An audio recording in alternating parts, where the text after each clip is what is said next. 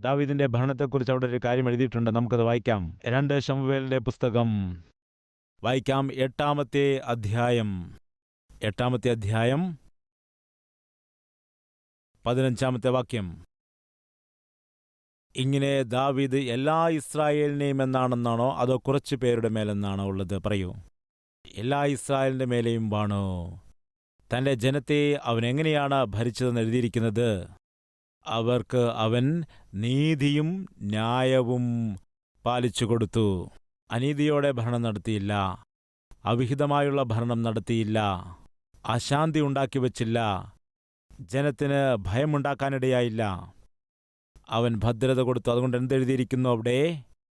ദാവീദ് ഭരിക്കുന്ന കാലത്ത് ചുറ്റുമുള്ള സകല ശത്രുക്കളുടെ മേലും. 7-ാം അധ്യായത്തിന്റെ 1-ാമത്തെ വാക്യത്തിൽ എന്താണുള്ളത്? ഇവിടെ എന്താണ്? സകല ശത്രുക്കളുടെ മേലും ദൈവം ദാവീദിന് ജയം കൊടുത്തു എന്ന് എഴുതിയിരിക്കുന്നു. അവന്റെ ശത്രുക്കളുടെ മേൽ അവൻ എന്താണ് കൊടുത്തത്? വിജയം കൊടുത്തത് കൊണ്ട് അവന് സ്വസ്ഥതയുണ്ടായി. രാജാവ് സ്വസ്ഥതയോടിരുന്നാൽ ജനത്തിന്റെ കാര്യം എന്തായിരിക്കും? സ്വസ്ഥമായിരിക്കും. രാജാവ് ഭയപ്പെടുകയാണെങ്കിലോ? നിങ്ങൾ കാർ ഓടിക്കുന്നെന്നിരിക്കട്ടെ, നിങ്ങൾ കാർ ഓടിച്ചുകൊണ്ടിരിക്കുമ്പോൾ ഭയപ്പെടുകയാണെന്നിരിക്കട്ടെ, നിങ്ങളുടെ അടുത്തിരിക്കുന്ന ഭാര്യയ്ക്ക് അപ്പോൾ എന്ത് പറ്റും? നിങ്ങളെ കണ്ടുകൊണ്ട് ഭാര്യയും ഭയപ്പെടും. നിങ്ങളെ രണ്ടുപേരെയും കണ്ടുകൊണ്ട് പിറകിലിരിക്കുന്നവരും ഭയപ്പെടും. മനസ്സിലാകുന്നുണ്ടോ? യഥാ രാജ തഥാ പ്രജ. ശൗലിന്റെ കാലത്ത് ശൗൽ ഭയപ്പെട്ടു പോയിരുന്നു. അപ്പോൾ ജനം എന്ത് ചെയ്തു? ജനം ഓടിപ്പോയി. ദാവീദിന്റെ കാലത്ത് ദാവീദ് ധൈര്യത്തോടെ നിന്നു. സകല ജനത്തിനും ധൈര്യം പകർന്നു. സഹോദര, കേൾക്കുന്നുണ്ടോ? വീട്ടിലെ രാജാവ് നീയാണ്. നീ ആത്മീയ ജീവിതമുള്ളവനായി ധൈര്യത്തോടെ പ്രശ്നങ്ങളെ നേരിടണം. നിന്നെ കണ്ടുകൊണ്ട് നാളെ ഒരു ദിവസം നിന്റെ മക്കളും പ്രശ്നം വരുമ്പോൾ ധൈര്യത്തോടെ നേരിടും. ഞങ്ങളുടെ പിതാവ് ഒരു പ്രശ്നത്തെയും ഭയപ്പെട്ടിരുന്നില്ല. ഞങ്ങളുടെ അമ്മയും അതുപോലെയായിരുന്നു. എന്തെല്ലാം പ്രശ്നങ്ങൾ ജീവിതത്തിലുണ്ടായാലും ശരി, നിരാശയ്ക്ക് ആകുലതയ്ക്ക് ഇടം കൊടുത്തിരുന്നില്ല. പ്രാർത്ഥനയോടെ ജയിച്ചിരുന്നു. കർത്താവിൻ്റെ കാൽക്കൽ വീണുകൊണ്ട് നിൽക്കുവാൻ കഴിഞ്ഞു. പ്രശ്നങ്ങളെ നേരിടുവാൻ കഴിഞ്ഞു.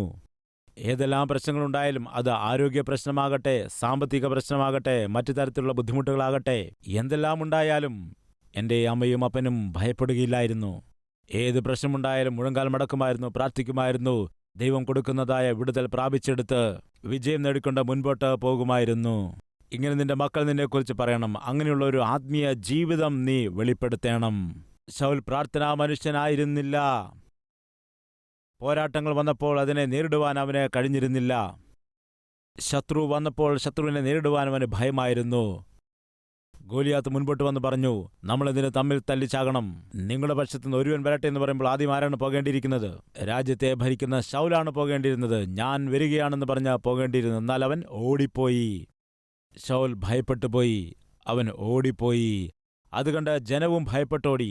എല്ലാവരും ആകുലപ്പെട്ടു. എല്ലാവരും അധൈര്യപ്പെട്ടു. അങ്ങനെ അധൈര്യപ്പെടുന്ന സമയത്ത് ഒരുവൻ മുൻപോട്ട് വന്നു. ആരാണ് മുൻപോട്ട് വന്നതെന്നറിയാമോ?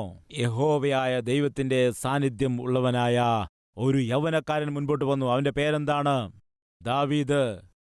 ബൈബിളിൽ പറയുന്നു, നീതിമാന്മാർ സിംഹത്തെപ്പോലെ ധൈര്യത്തോടെ ഇരിക്കും. അപ്പോഴോ ദുഷ്ടന്മാർ ആരും ഓടിക്കാതെ തന്നെ ഓടിപ്പോകും. ശൗൽ ദുഷ്ടനായിരുന്നു, ഓടിക്കാതെ തന്നെ ഓടിപ്പോയി. എന്നാൽ ദാവീദ് നീതിമാനായിരുന്നു. അതുകൊണ്ട് ധൈര്യത്തോടെ നിന്നു. ഭർത്താക്കന്മാരെ, ഭാര്യമാരെ, നിങ്ങൾ നീതിയോടെ വിശ്വസ്തയോടെ ജീവിച്ചാൽ എന്തെല്ലാം പ്രശ്നങ്ങളുണ്ടായാലും അതിനെ ധൈര്യത്തോടെ നേരിടുവാനായിട്ട് കഴിയും. എന്നാൽ നിങ്ങളിൽ ലോകവും പാപവും പ്രവേശിക്കുകയാണെങ്കിൽ പ്രശ്നം എത്ര ചെറുതാണെങ്കിലും നിങ്ങൾ ഭയപ്പെടുവാനിടയാകും. ധൈര്യം ചോർന്നു പോകും. നിങ്ങളുടെ മക്കളെയും നിങ്ങൾ ഭയപ്പെടുത്തും. അത് ഒരിക്കലും നല്ലതല്ല. ദാവീദ് ഭരണം നടത്തിയ സമയത്ത് ജനങ്ങൾ സമാധാനത്തോടെ ജീവിച്ചു. ദാവീദിന്റെ ഭരണം ആരംഭിച്ച സമയം യുദ്ധമെന്നുള്ള വാക്കുപോലും കേൾക്കാതെ ജനങ്ങൾ ജീവിക്കാനിടയായി. കണ്ടുവല്ലോ ദാവീദ് എങ്ങനെയാണ് തന്റെ ഭരണത്തെ നടത്തിയത്? നീതിയോടും ന്യായത്തോടും ഭരണം നടത്തുകയായിരുന്നു. ദൈവം ദാവീദിനോട് കൂടെയുണ്ടായിരുന്നു. അപ്പോൾ ശൗലിന്റെ കാര്യത്തിലോ? ദൈവം ശൗലിനെ തള്ളിക്കളഞ്ഞു, ഉപേക്ഷിച്ചു. എത്ര വലിയ വ്യത്യാസമാണിത്! ശൗലിനും ദാവീദിനുമിടയിലുള്ള വ്യത്യാസം കണ്ടുവോ? സഹോദരങ്ങളെ, ദാവീദിനെ പോലെ ജീവിക്കുക. ദാവീദിന്റെ മറവിടം ആരാണെന്നറിയാമോ? യഹോവയാണ്. കഷ്ടതയും ബുദ്ധിമുട്ടുമൊക്കെ വന്നപ്പോൾ ദാവീദ് ദൈവത്തിൽ ആശ്രയിച്ചു. എന്നാൽ കഷ്ടതയും ബുദ്ധിമുട്ടുമൊക്കെ വന്നപ്പോൾ ശൗൽ എവിടേക്കാണ് പോയത്? അവൻ പിശാചിന്റെ അരികിലേക്ക് പോയി. ശൗലിന്റെ ഭരണകാലത്ത് അവന് കഷ്ടത വന്നപ്പോൾ അവൻ ഭൂതത്തിൽ ആശ്രയിക്കുവാൻ ഇടയായി. ഇന്ന് നമ്മുടെ മധ്യയിൽ അങ്ങനെയുള്ളവരുണ്ടോ? കഷ്ടതയുണ്ടാകുമ്പോൾ, ബുദ്ധിമുട്ടുണ്ടാകുമ്പോൾ, ഭയവും ഭീതിയുമൊക്കെ ഉണ്ടാകുമ്പോൾ അതിനെ മറികടക്കാൻ ലോകക്കാർ പറയുന്നതായ അനാവശ്യമായ കാര്യങ്ങളൊക്കെ ചെയ്യുന്നുണ്ടോ? എൻ്റെ അരികിൽ പലരും പ്രാർത്ഥനയ്ക്കായി വരുന്നുണ്ട്. അവരുടെ കൊച്ചുകുട്ടികളെയും പ്രാർത്ഥനയ്ക്ക് വേണ്ടി കൊണ്ടുവരാറുണ്ട്. ആ കുട്ടികൾക്ക് വേണ്ടി പ്രാർത്ഥിക്കുമ്പോൾ അവരുടെ ശരീരത്ത് നോക്കുമ്പോൾ ഒരുപാട് ചരടുകളൊക്കെ കാണാൻ കഴിയും. കൈകളിലും കാലുകളിലും കഴുത്തിലുമൊക്കെ കാണുവാൻ കഴിയും. ഇതെന്തിനാണ് ഇങ്ങനെ ചെയ്തിരിക്കുന്നതെന്ന് ചോദിച്ചാൽ പറയും, അയൽവക്കത്തുള്ളതായ ആൻറ്റി പറഞ്ഞതുകൊണ്ടാണ് ഇങ്ങനെ ചെയ്തിരിക്കുന്നത്. നിങ്ങൾ ആരെയാണ് അനുസരിക്കുന്നത്? ഏതു വിശ്വാസത്തെയാണ് പിന്തുടരുന്നത്? ബൈബിളിൽ കാണുന്നതായ ദൈവത്തിൽ നിങ്ങൾ ആശ്രയിക്കുകയാണെങ്കിൽ ഇങ്ങനെയുള്ള കാര്യങ്ങൾ ചെയ്യേണ്ടതായ കാര്യമില്ല. നിങ്ങളുടെ സകല ബന്ധനങ്ങളെ മുറിച്ച് നിങ്ങൾക്ക് വലിയ വിടുതൽ നൽകുന്ന ദൈവമാണ് നമ്മുടെ കർത്താവായ യേശുക്രിസ്തു. അങ്ങനെയുള്ള ദൈവത്തെ മുറുകെ പിടിച്ച് ജീവിക്കുകയാണ് നമുക്ക് വേണ്ടത്. നമ്മൾ വേറെ കാര്യങ്ങൾ ചെയ്യേണ്ട കാര്യമില്ല. എന്തുകൊണ്ടെന്നാൽ നമ്മെ ബന്ധിക്കുന്നവനല്ല നമ്മുടെ ദൈവം, നമ്മുടെ ബന്ധനങ്ങളെ അഴിച്ചു വിടുതൽ നൽകുന്നവനാണ് നമ്മുടെ ദൈവം. ശൗല് തൻ്റെ ജീവിതത്തിൽ കഷ്ടത വന്നപ്പോൾ ദൈവത്തെ അല്ലാതെ പിശാചിനെയും പിശാചിൻ്റെ മനുഷ്യരെയും ആശ്രയിച്ചു. എന്നാൽ ദാവീദ് തൻ്റെ ജീവിതത്തിൽ കഷ്ടത വന്നപ്പോൾ, ബുദ്ധിമുട്ട് വന്നപ്പോഴെല്ലാം ദൈവത്തിൽ ആശ്രയിച്ചു. ദൈവസന്നിധിയിലേക്ക് അവൻ ഓടിപ്പോയി. അതാണ് നമ്മൾ ആഗ്രഹിക്കേണ്ടത്. അതാണ് നമ്മൾ തിരഞ്ഞെടുക്കേണ്ട ജീവിത രീതി. വീണ്ടും പറയുകയാണ്, പ്രിയ മാതാപിതാക്കളെ, നിങ്ങളുടെ കുടുംബത്തിന് ചുറ്റും പ്രാർത്ഥനയുടെ വേലിക്കെട്ടുണ്ടായിരിക്കണം. അതിൻ്റെ സുരക്ഷിതത്വം ഉണ്ടാകണം. അതുകൊണ്ട് പ്രിയപ്പെട്ട മാതാപിതാക്കളെ ശ്രദ്ധിക്കുക. വീട്ടിലെ ദീപം നിങ്ങളാകൊണ്ട് അമ്മമാർ പ്രകാശിക്കുമ്പോൾ അതാണ് വീടിൻ്റെ വെളിച്ചം. പിതാക്കന്മാരെ, അതുപോലെ ഭർത്താക്കന്മാരെ, വീട്ടിലെ രാജാവ് നിങ്ങളാകൊണ്ട്, ഉത്തരവാദിത്വം നിങ്ങളുടെ മേലാകൊണ്ട് നിങ്ങളുടെ വീടിന് ചുറ്റും ഭദ്രതയും സുരക്ഷിതത്വവും കൊടുക്കുവാനുള്ളതായ ഉത്തരവാദിത്വം നിങ്ങൾക്കുണ്ട്. അതുകൊണ്ട് എല്ലാ ദിവസവും ഉറങ്ങാൻ പോകുന്നതിന് മുൻപ് കർത്താവിൻ്റെ സന്നിധിയിൽ ചിലവഴിക്കണം. ദൈവസന്നിധി സമയത്തെ ചിലവഴിക്കാം. ആ ദിവസം മുഴുവനും കർത്താവ് കാത്ത് പരിപാലിച്ചതോർത്തുകൊണ്ട് കർത്താവിന് നന്ദി കരയേറ്റാം. രാത്രിയിൽ വിശ്രമിക്കുന്നതിന് മുൻപ് കർത്താവിൻ്റെ സഹായം തേടിക്കൊണ്ട് അവൻ്റെ കരങ്ങളിലേക്ക് നമ്മെ തന്നെ സമർപ്പിച്ചുകൊണ്ട് അതിനുശേഷം നമുക്ക് വിശ്രമിക്കാം. അതുകൊണ്ട് ആദ്യത്തെ മണിക്കൂർ ദൈവത്തോടൊപ്പമായിരിക്കണം. എല്ലാ പ്രഭാതങ്ങളിലും 1 മണിക്കൂർ ദൈവത്തോടൊപ്പം സമയത്തെ ചിലവഴിക്കണം. എല്ലാ വൈകുന്നേരങ്ങളിലും 1 മണിക്കൂർ സമയം ദൈവത്തോടൊപ്പം ചിലവഴിക്കണം. വീട്ടിൽ വന്ന ശേഷം നമുക്ക് എന്താണ് ചെയ്യുവാനായുള്ളത്? കുളി കഴിഞ്ഞ് ആഹാരമൊക്കെ കഴിച്ചതിന് ശേഷം ഭാര്യ സെൽഫോൺ എടുക്കുന്നു, ഭർത്താവും സെൽഫോൺ എടുക്കുന്നു, അതുപോലെ കുട്ടികളും സെൽഫോൺ എടുക്കുന്നു. ഈ കാലത്ത് അതാണ്. വീട്ടിൽ 2 പേരുണ്ടായാലും 3 പേരുണ്ടായാലും 5 പേരുണ്ടായാലും എല്ലാവരും ഇതുതന്നെയാണ് ചെയ്യുന്നത്. ഇതുമാത്രമാണ് എല്ലായിടത്തും. മുമ്പ് സെൽഫോൺ ഇല്ലായിരുന്നപ്പോൾ കഥകൾ പറയുമായിരുന്നു. സെൽഫോൺ ഇല്ലായിരുന്ന കാലത്ത് കുടുംബാംഗങ്ങൾ ഒരുമിച്ചിരുന്ന് കാര്യങ്ങൾ പറയുമായിരുന്നു. സെൽഫോൺ വന്നതിന് ശേഷം കുടുംബ പ്രാർത്ഥന നിശ്ചലമായിരിക്കുന്നു. കുടുംബങ്ങൾ ഒരുമിച്ചിരുന്ന് സംസാരിക്കുന്ന അനുഭവമില്ലാതിരിക്കുന്നു. സഹോദര, സഹോദരി, സെൽഫോൺ നിങ്ങളുടെ കുടുംബത്തെ, നിങ്ങളുടെ ജീവിതത്തെ നിയന്ത്രിക്കുവാൻ പാടില്ല. പിന്നെയോ ആത്മീയ ജീവിതമായിരിക്കണം നിന്നെ നിയന്ത്രിക്കേണ്ടത്. അതുകൊണ്ട് വൈകുന്നേരങ്ങളിൽ ദൈവസന്നിധിയിൽ നിങ്ങൾക്ക് ചിലവഴിക്കാൻ വേണ്ടി സമയത്തെ കണ്ടെത്തേണ്ടത് അത്യാവശ്യമായിരിക്കുന്നു. ദൈവത്തോടൊപ്പം വൈകുന്നേരങ്ങളിൽ 1 മണിക്കൂർ, അത് 7 മുതൽ 8 വരെയാകാം, 8 മുതൽ 9 വരെ, 9 മുതൽ 10 വരെ, നിങ്ങളുടെ ഇഷ്ടമാണത്. അത് 1 മണിക്കൂർ നേരം നിങ്ങൾ നിശ്ചയമായും സമയം ചിലവഴിക്കണം. വൈകുന്നേരങ്ങളിൽ 1 മണിക്കൂറെങ്കിലും ദൈവത്തോടൊപ്പം നിങ്ങൾ സമയത്തെ ചിലവഴിക്കണം. അതിനുവേണ്ടി വേദപുസ്തക വായനയാകാം, പ്രാർത്ഥനയായിരിക്കാം. അത് നിങ്ങൾ മനസ്സിൽ മടുപ്പ് കൂടാതെ രാവിലെയും അതുപോലെ തന്നെ മുടങ്ങാതെ വൈകുന്നേരങ്ങളിലും ഈ 2 സമയങ്ങളിലും ദൈവസന്നിധിയിൽ സമയത്തെ ചെലവഴിക്കേണ്ടത് അത്യാവശ്യമായിരിക്കുന്നു. അതുകൊണ്ട് സഭയെ, നിങ്ങളുടെ ക്ഷേമത്തിനു വേണ്ടി, അനുഗ്രഹത്തിനു വേണ്ടി, ദാവീദിനെപ്പോലെ നിങ്ങളുടെ കുടുംബത്തെ പോറ്റേണ്ടതിനു വേണ്ടിയാകുന്നു ഇത്. ദാവീദിനെപ്പോലെ കുടുംബത്തിന് ഭദ്രത കൊടുക്കുവാനാണ്. ദാവീദിനെപ്പോലെ നിങ്ങളുടെ കുടുംബത്തിന് ചുറ്റും, കുട്ടികളുടെ ചുറ്റും പ്രാർത്ഥനാവേലി കെട്ടുവാനാണ്. അതിനുവേണ്ടി നിങ്ങൾ രാവിലെയും അതുപോലെ തന്നെ വൈകുന്നേരങ്ങളിലും ദൈവത്തോടൊപ്പം 1 മണിക്കൂർ ചിലവഴിക്കേണ്ടത് വളരെ അത്യാവശ്യമായിരിക്കുന്നു. അതുകൊണ്ട് ഈ കാര്യങ്ങളിൽ നമ്മൾ വളരെ ശ്രദ്ധ ചെലുത്തേണ്ടത് ആവശ്യമാണ്. സമാധാനത്തോടെ പ്രാർത്ഥിച്ച്, വിശുദ്ധിയോടെ പ്രാർത്ഥിച്ച്, നമ്മുടെ ആത്മാവിനെ കർത്താവിന്റെ കരങ്ങളിൽ സമർപ്പിച്ച്, കർത്താവ്, ഒരുപക്ഷേ രാത്രിയിൽ ഞാൻ കണ്ണുകൾ അടച്ചാൽ കർത്താവിനോടൊപ്പം കണ്ണു തുറക്കുവാനുള്ള ഭാഗ്യം നൽകണമേ. ഇങ്ങനെ കർത്താവിനോട് പറഞ്ഞിട്ട് ഉറങ്ങുകയാണെന്നിരിക്കട്ടെ. ഏതെങ്കിലും ഒരു ദിവസം പോകേണ്ടി വരും. അത് പകലാണെങ്കിലും അല്ലെങ്കിൽ രാത്രിയിലാണെങ്കിലും ശരിയല്ലേ? ഏതെങ്കിലും ഒരു സമയത്ത് നമ്മൾ പോകേണ്ടി വരും. പ്രഭാതത്തിൽ പ്രാർത്ഥിച്ച് സമർപ്പിച്ച് ജീവിച്ചാൽ എന്തുപറ്റും? പകൽ നമ്മൾ പോകുകയാണെങ്കിൽ ദൈവസന്നിധിയിൽ എത്തിച്ചേരും. ഒരുപക്ഷെ രാത്രിയിൽ ദൈവസന്നിധിയിൽ സമർപ്പിച്ച് പ്രാർത്ഥിച്ച് കിടന്നുറങ്ങുകയാണെങ്കിൽ രാത്രിയിൽ നമ്മൾ മരിച്ചു പോയാലും ദൈവസന്നിധിയിൽ എത്തിച്ചേരും. രാത്രിയിലും പകലും ദൈവസന്നിധിയിൽ സമർപ്പിക്കാതെ ജീവിച്ച് പെട്ടെന്ന് നമ്മൾ മരിച്ചുപോയി എന്നിരിക്കട്ടെ, ആ കുഴിയിൽ നിങ്ങൾ വീണുപോകും. ഏത് കുഴിയിലാണ്? നരകമെന്ന കുഴിയിൽ. എനിക്കുള്ളതായ ആഗ്രഹം എന്താണെന്ന് വെച്ചാൽ, നിങ്ങൾ ഏതു നിമിഷം കണ്ണുകൾ അടച്ചാലും എവിടേക്ക് ചെന്നെത്താനാണ് ആഗ്രഹിക്കുന്നത്? ദൈവസന്നിധിയിൽ എത്തിച്ചേരുവാനിടയാകും. അതാണ് കർത്താവ് പറഞ്ഞിരിക്കുന്നത്, എന്നെ കൂടാതെ നിങ്ങൾക്ക് ഒന്നും തന്നെ ചെയ്യുവാൻ കഴിയുകയില്ല. കർത്താവിനോടൊപ്പം നമ്മുടെ ദിവസം ആരംഭിച്ചാൽ, കർത്താവിൻ്റെ സഹായത്തോടെ ആരംഭിച്ചാൽ അതെത്ര അനുഗ്രഹമാണ്. ഒരു നിമിഷം ആലോചിക്കുക പ്രിയ സഭയെ. അതുകൊണ്ടാണ് പറയുന്നത്, കർത്താവിനോടൊപ്പം ദിവസത്തെ ആരംഭിക്കാം, കർത്താവിനോടൊപ്പം ദിവസത്തെ അവസാനിപ്പിക്കാം. ഇടയിൽ ദൈവം ചെയ്യുന്ന അത്ഭുതങ്ങൾ കണ്ണുകൊണ്ട് കാണാം, നമുക്ക് പ്രാപിച്ചെടുക്കാം. മനസ്സിലാക്കുക, ശൗലിനെ പോലെ ജീവിച്ചാൽ നിന്റെ കുടുംബത്തെ നശിപ്പിച്ചു കളയാനിടയാകും. നിങ്ങൾക്ക് അറിയാമോ, ശൗൽ നശിച്ചു പോകാനിടയായി. ശൗലിൻ്റെ ഭാര്യയും ശൗലിൻ്റെ മക്കളും നശിക്കാനിടയായി. അവരാരും ജീവിച്ചില്ല. കാരണം അറിയാമോ, ശൗലിന് തന്നെ ജീവിക്കാൻ കഴിഞ്ഞില്ല, തൻ്റെ കുടുംബത്തെയും നശിപ്പിക്കാനിടയായി. എന്നാൽ ദാവീദ് ജീവിച്ചു, തൻ്റെ രാജ്യത്തെയും ജീവിക്കുവാനിടയാക്കി. അവൻ കാത്തുരക്ഷിച്ചു. തൻ്റെ സിംഹാസനം സംരക്ഷിക്കപ്പെട്ടു, തൻ്റെ സന്തതിയുടെ സന്തതിയും കാക്കപ്പെട്ടു. നീ ദൈവത്തോടുകൂടെ ജീവിച്ചാൽ, ദൈവത്തോടൊപ്പം നടന്നുകൊണ്ട് നിന്റെ കുടുംബത്തിലെ കാര്യങ്ങൾ നോക്കുകയാണെങ്കിൽ, ദൈവത്തോടൊപ്പം ചേർന്ന് നിന്റെ ജീവിതത്തെ മുൻപോട്ട് കൊണ്ടുപോയാൽ നിന്റെ കുടുംബവും കാക്കപ്പെടും. ദൈവജനത ശ്രദ്ധിക്കുക, ശൗൽ ഭരണം നടത്തിയതായ 40 വർഷം നരകതുല്യം ആയിരുന്നു. എന്നാൽ ദാവീദ് ഭരണം നടത്തിയതായ 40 സംവത്സരം രാജ്യത്തിന്റെ സുവർണ കാലഘട്ടമെന്ന് ചരിത്രത്തിൽ രേഖപ്പെടുത്തിയിരിക്കുന്നു. ദാവീദ് ഭരണം നടത്തിയതുപോലെ ആർക്കും ഭരണം നടത്തുവാൻ കഴിഞ്ഞില്ല. കാരണം എന്താണെന്നറിയാമോ?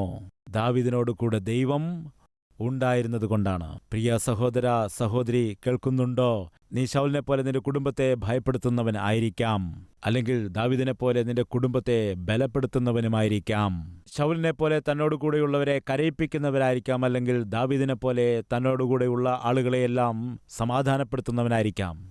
അത് ആശ്രയിച്ചിരിക്കുന്നത് നിനക്ക് ദൈവത്തിലുള്ളതായ ഭയത്തിലും ഭക്തിയിലും മാത്രമാണ്. ദാവീദ് യഹോവയുടെ ഹൃദയപ്രകാരം ഉള്ള മനുഷ്യനായിരുന്നു. ഫലമായിട്ട് തൻ്റെ രാജ്യത്തെ അത്ഭുതകരമായിട്ട് ഭരിക്കുവാൻ കഴിഞ്ഞു. നിങ്ങൾക്കൊരു കാര്യമറിയാമോ?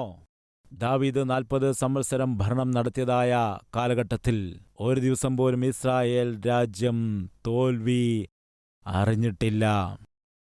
അന്ന് ജനം ഒരിക്കൽ പോലും ഭയപ്പെട്ടിരുന്നില്ല.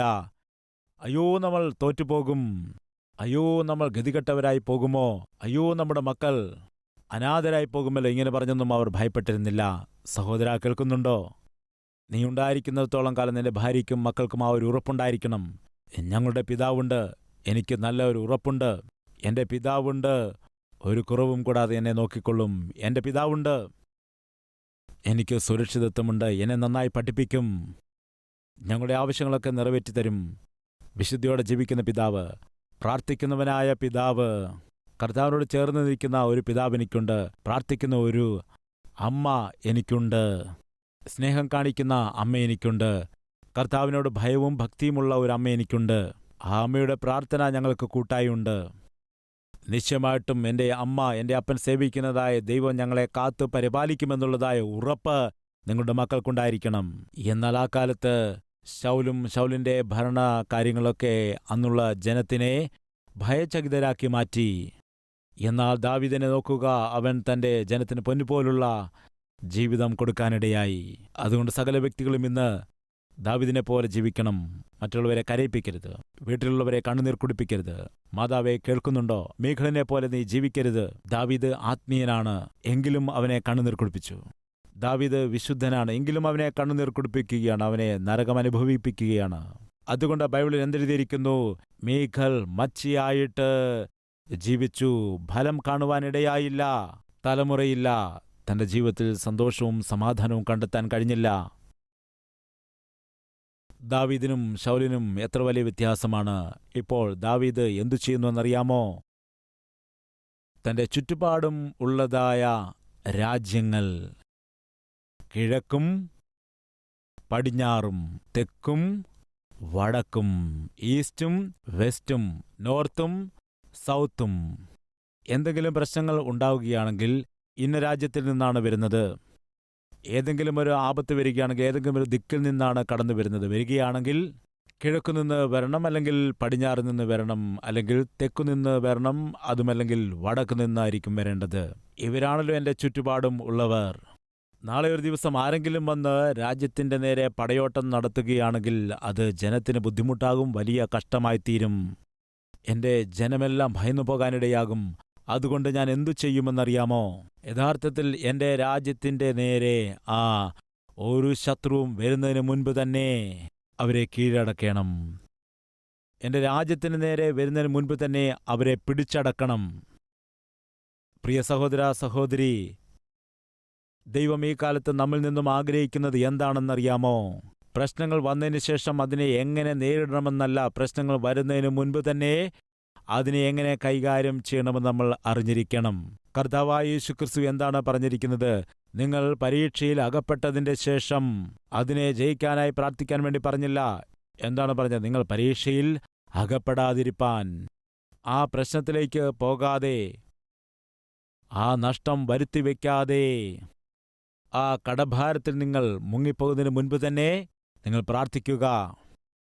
പ്രശ്നം വന്നതിന് ശേഷം കരയുവാനല്ല, പ്രശ്നം വരുന്നതിന് മുൻപ് തന്നെ നിങ്ങൾ അതിനെ ജയിക്കണം. അതാണ് ദൈവം ആഗ്രഹിക്കുന്നത്. ദാവീദും അതുതന്നെയാണ് ആഗ്രഹിച്ചത്. ഇവർ നാളെ എൻ്റെ നേരെ യുദ്ധത്തിന് വന്നതിന് ശേഷം അവരോട് ഫൈറ്റ് ചെയ്തതുകൊണ്ട് എന്താണ് പ്രയോജനം? അതുകൊണ്ട് അതിന് മുൻപ് തന്നെ അവരെ ജയിക്കണം. അവരുടെ വായ അടക്കുവാനിടയാകണം. അവരെ ദാസരാക്കി മാറ്റണം. അല്ലാതെ ഞങ്ങൾ ദാസരാവുകയല്ല. അതിൻ്റെ അർത്ഥം എന്താണ്? ശത്രുവായിരിക്കുന്നവനെ ആദ്യം തന്നെ ജയിച്ച് അവനെ കീഴ്പ്പെടുത്തിയിരിക്കണം. പ്രിയ സഹോദര സഹോദരി, ദയവിച്ചത് ശ്രദ്ധിക്കുക.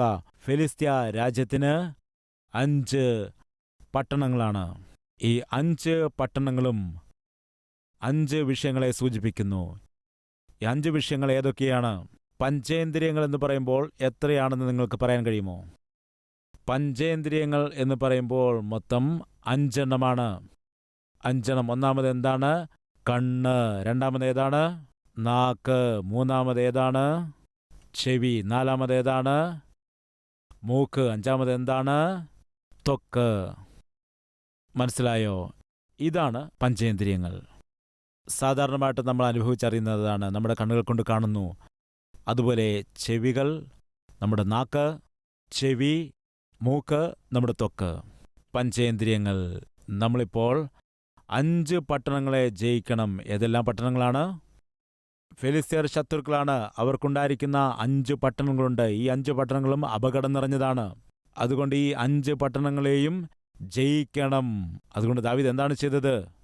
ഫെലിസ്ത്യരുടെ ഏറ്റവും പ്രധാന പട്ടണമായ ഗത്തിനെ ജയിച്ചു. അതായത് കേന്ദ്ര പട്ടണത്തെ ജയിച്ചാൽ രാജ്യം കീഴ്പ്പെടും. അതുകൊണ്ട് ഈ 5 കാര്യങ്ങളിൽ കേന്ദ്രം ഏതാണ്? പറയൂ. ഹലോ, പഞ്ചേന്ദ്രിയങ്ങളിൽ കേന്ദ്രം ഏതാണ്?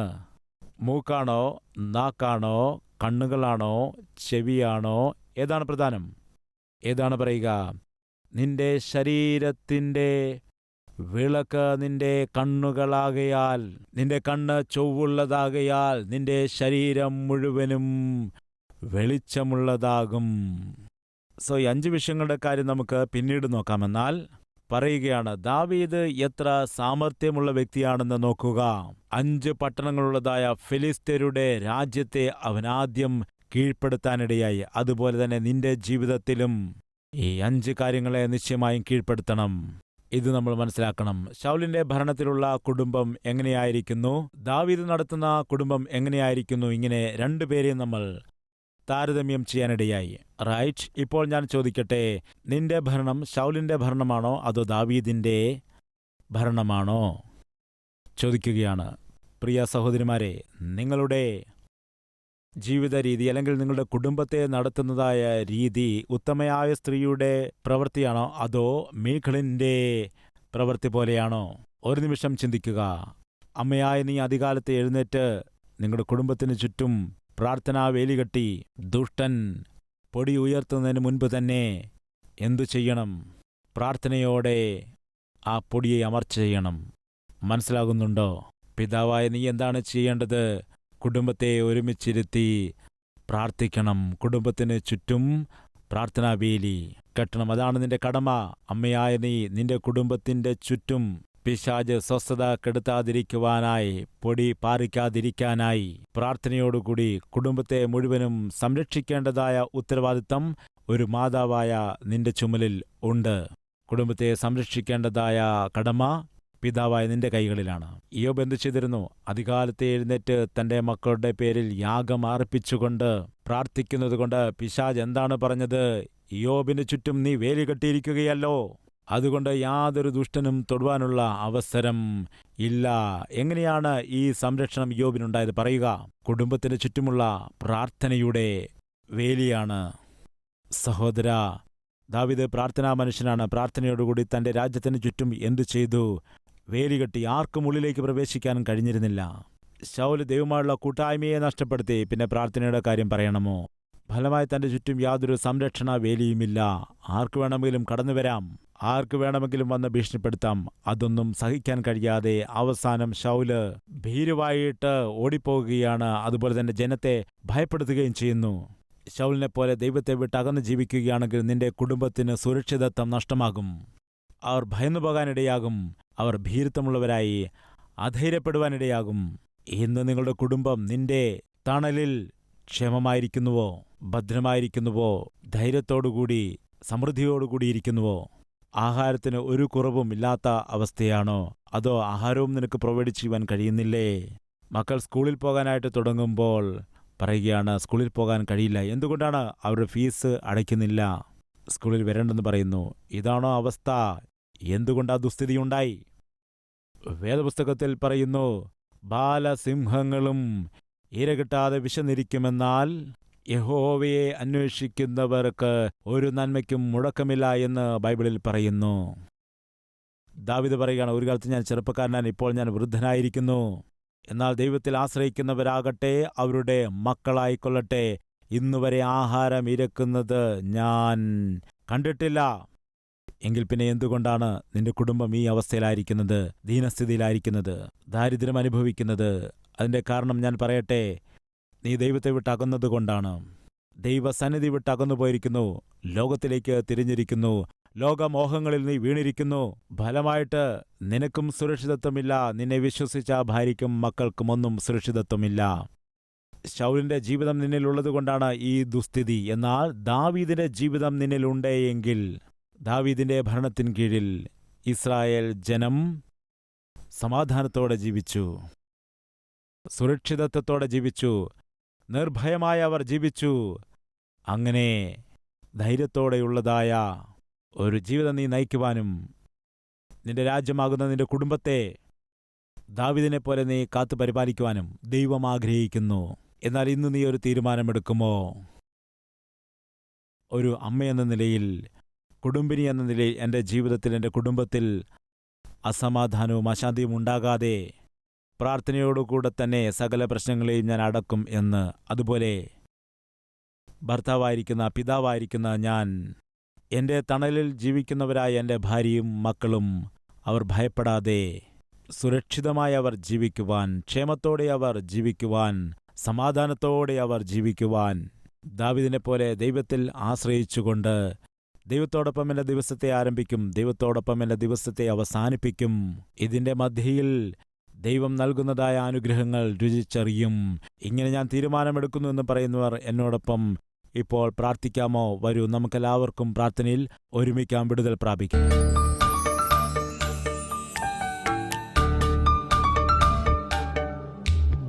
മഹാപരിശുദ്ധനായ സ്നേഹവാനായ പിതാവേ, വളരെ വ്യക്തമായിട്ടും ലളിതമായിട്ടും ദാവീദിനും ശൗലിനും തമ്മിലുള്ളതായ വ്യത്യാസങ്ങളെ ഞങ്ങൾക്ക് ധ്യാനിക്കുവാനായിട്ട് കഴിഞ്ഞു.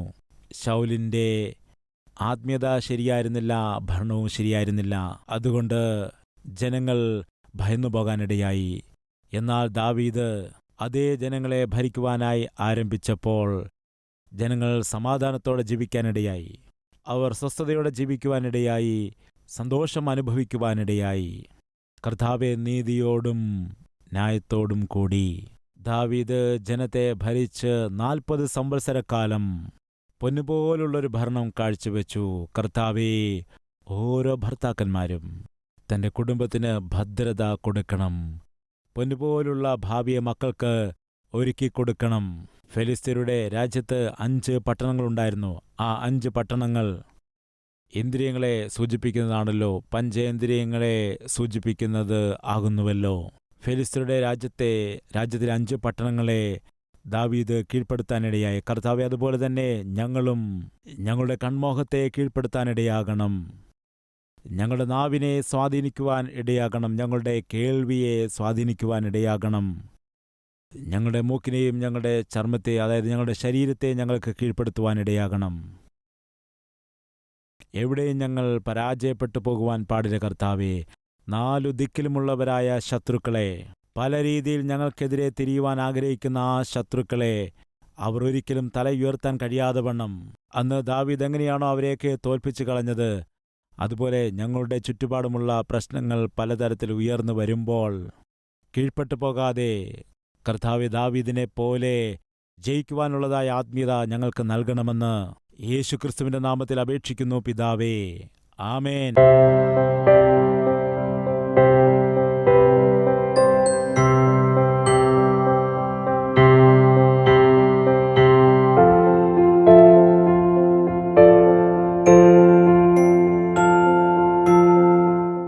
Address: Calvary, Post Box number 30, Kukatpalli, Hyderabad 72.